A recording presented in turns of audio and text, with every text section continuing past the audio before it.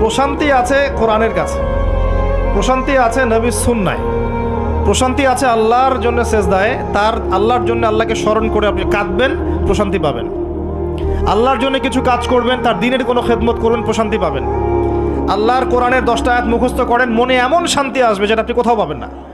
আমি চ্যালেঞ্জ করে বলছি আপনাকে, আপনি আল্লাহর কিতাবের আজকে গিয়ে 5টা আয়াত মুখস্থ করেন, অর্থটা পড়বেন, কয়েকবার চর্চা করেন, মানুষকে শোনান, আপনি মনে এমন একটা প্রশান্তি পাবেন যেটা পৃথিবীর কোনো জায়গায় পাবেন না। এখানে প্রশান্তি এত এত বেশি মাত্রায় আসবে, যার খবর যদি ওই পশ্চিমারা জানতো তাহলে আমার কলিজায় বোম মেরে উড়িয়ে দিত। কথা বুঝতে পারেন নাই?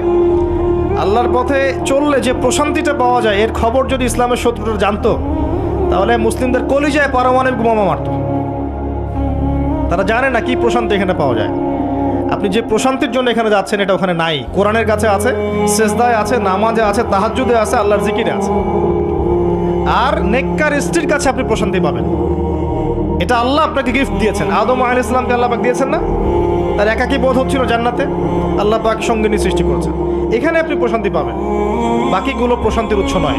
পরে দেখা যাবে ওখানে ছ্যাঁকা খেয়েছে, খেয়ে তারপরে মাদক সেবন করবে, তারপরে মিউজিকের কাছে যাবে, তারপরে দেখবেন যে পতিতালয়ে যাচ্ছে, তারপরে হয়তো গুন্ডামি করবে, জীবনটা উচ্ছৃঙ্খল হয়ে গেল। কেউ কেউ আত্মহত্যাও করবে, কারণ হচ্ছে ওই যে শুরুতে একটা মেয়ের সাথে প্রেম করে ছ্যাঁকা খেয়েছে, ওখানে প্রশান্তি খুঁজেছে, শয়তানেদেরকে নিয়ে খেলেছে, একবারে দুজনের জীবন নষ্ট করে ফেলে দিল। আদতে কি হলো? মুসলিম উম্মাহ থেকে 2টা নক্ষত্র ঝরে গেল। হয়তো ওই যুবককে দিয়ে দিনের কোনো খেদমত হতো, এখন আর হলো না। হয়তো ওই যুবক তার যৌবনকালটা ইবাদত করে কাটাতে পারতো, আরও সে ছায়া পেত, আর পেল না। শয়তান সাকসিড, শয়তান জিতে গেল।